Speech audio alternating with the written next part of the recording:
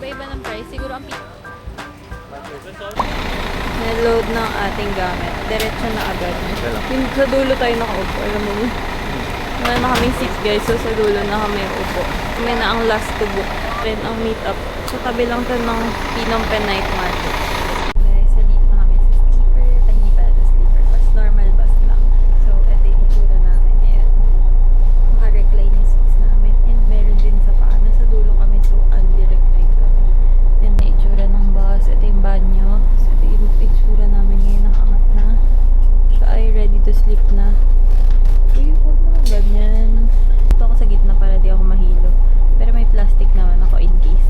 So, ang departure time natin dito guys is 4:45 and ang dating natin dun sa Ho Chi Minh is 11:15 AM. So, nabook namin to sa website ng Giant TVs for $58. Dalawa na kami. So, ang charge is 3,360. So, sulit na rin guys kasi dapat reputable agency or bus company yung kumawak ng passport ninyo kasi magka-cross country tayo ngayon. First time namin mag-cross country. Are you excited? So, nandito kami guys sa 7-Eleven. Ayan, para bumili ng coffee and mag-breakfast. So, ito na guys ang aming bakshu. Same siya nung variant na in-order namin dun sa Kong Cafe. Bakshu and egg sandwich lang in-order ko para light lang. And then may egg siyang binili, 17 pesos lang. And hinintay namin order niya. So, nandito kami guys sa 7-Eleven. Namili lang kami kasi hintay na namin yung tour namin from Klook, which is yung Cu Chi Tunnel lang. Next time na lang kami magme-Mekong Delta kasi medyo mahaba na masyado yung tour namin for this trip. Marami na masyado nangyayari. So, para medyo manamnam natin ang maayos, Cu Chi Tunnel lang kami. So, nabook namin ito sa Klook and use my code SummerDry Klook para maka-discount din kayo. Yan, pwede yan sa hotels, activities, and basta lahat ng nasa Klook, pwede siya. Excited ka na ba makita ang mga tunnels nila nung nakapagpa-survive ng kanilang war? So, medyo dark din dun kasi 40,000. dami. Was taken by the Champagne, and divided into two parts. Lower Cambodia. Today's Mekong Delta. You know Mekong Delta? Upper Cambodia. Today Cambodia. Our workers can do. Camera is available here, please. Thank you. Design is very Vietnam, very beautiful, and it also the best seller picture here. This is traditional Vietnamese dress called áo dài, just plastic. And the first, they scanning by hand the design on the model per like this. After that, they will use the hand saw to get the details. Hanso lang. The cutting seashell is the most difficult step, so the worker needs to be very strictly and patiently. The first time by the wet stone, the second and the last time by sandpaper. And we only polishing with normal water, and the 3-time polishing will take around 1.5 weeks. Malapit na ito sa Green Mango Or ito yung process pala nila. And then, this is the Lampat Company handicraft for the victims of Agent Orange. Meron ka ng parang ito na yung result agad nung mamaya. Next stop na natin guys is Cu Chi Tunnel. So, babiyahe siguro tayo 1 hour. Dito na kami guys sa Cu Chi Tunnel. Toilet. And after that, we can take a picture with the. So, dito guys, nandiyan na yung mga helicopter and tanks. Tapos, ngayon, mag-CR muna kami.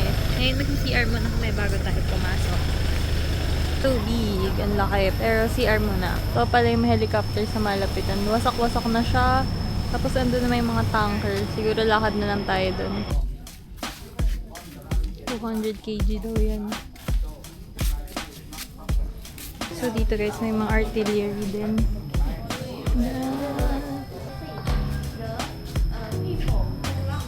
Ito yung mga rules. Bawal ang 70-year-old and above and drunk. Maputos din pala.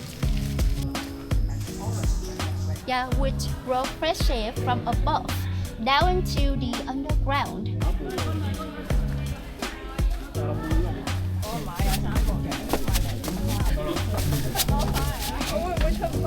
Wow!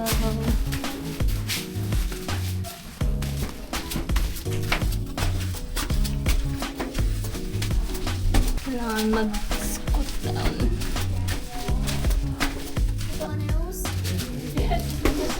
Because you have to return again.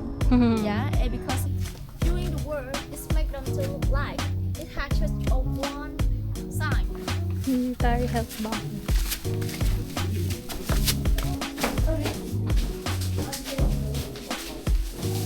And Uy, dito pala. Meeting bunker. Ay, may taas. anyone else? Yes. Yeah. So, ito yung kinain nila ng buwan. Kasama with peanut and... Is this salt or chili? And peanut. Close with the local people and the soldiers doing the work because why? Because it's can live on in many different.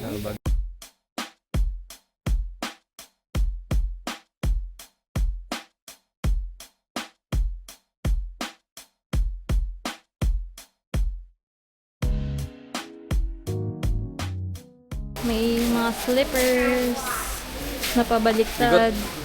Ay, bigat, grabe. Libreng Ang alikaw. bigat. Oh, meron din Baka dito. gamit yun ng mga dati. Oh, may shirt din. Agnes. Yan na yung pangtulog ko. Ito yung hat na Ito ito. ko yung plug nila. Ganda nga yun. Yung plug nila. Ito yung gusto ko bakit hat. Star lang ang to. Souvenir shop. Okay, I'm waiting for you.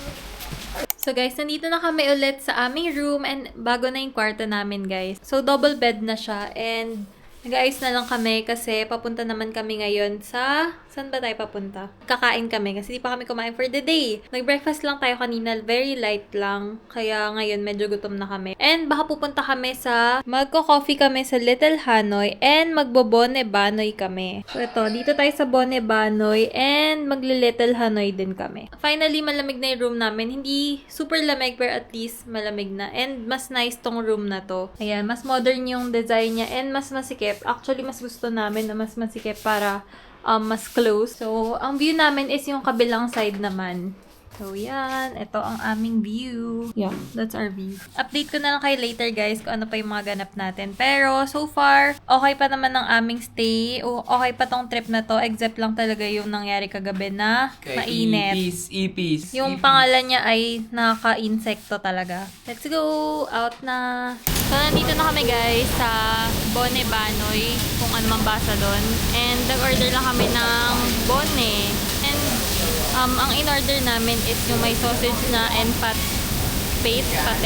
Kanina wala pa silang mga upuan dito sa labas kasi malakas yung ulan and kakatapos lang.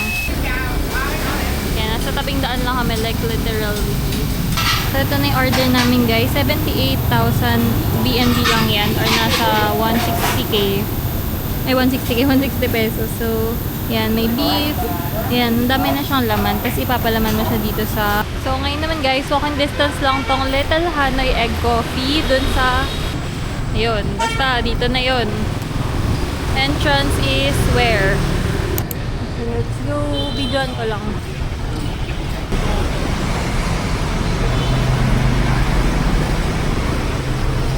Bibili natin isang signature egg coffee, tsaka siguro, ano pa sel? Ano? Kakain lang namin. 1 egg matcha, gusto mo? Mura lang naman eh. Sige, try tayo ng egg matcha tsaka egg coffee. So, ganito yung itsura dito. Hi! Here.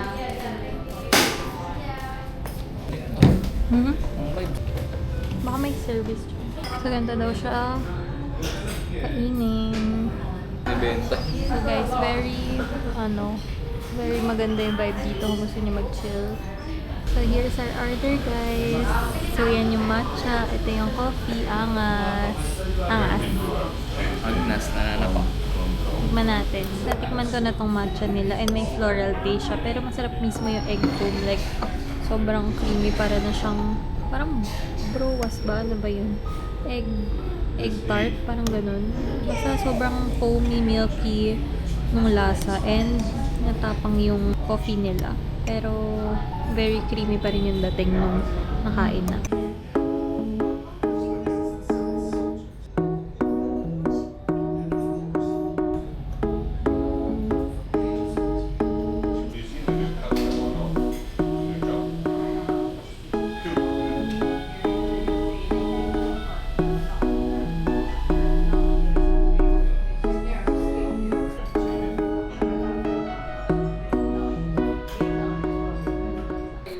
kami guys sa isang Yellow. badminton shop. Okay na Ano? Kanina pa nangyari. So, dito kami ulit. Ibang branch naman. And success na siya. The green is the same size. Nakagutom na. I mean, So, nandito kami ngayon guys sa night market and namili kami dito sa mga barbecue. So, iba-iba ng price. Siguro ang pinakamahal yung 15K. Ito na yun. Then, lahat 10 na. Kaya. So, bibili lang ako ng drink. So, ito na guys ang ating orders. So, meron tayo ditong parang ano daw to, chorizo. So, siya kakain ito. May enoki, meron ding mga octopus, and then ito yung sausawan, and may free cucumber pa. Hindi ko pa alam magkano to. Surprise na lang siguro. So, let's eat. Try ko muna tong, ano to? Octopus. Sweet chili o yung chili. Anghang. And then, kailangan mo ng cucumber. Tapos ko. Ito nga lang lagay.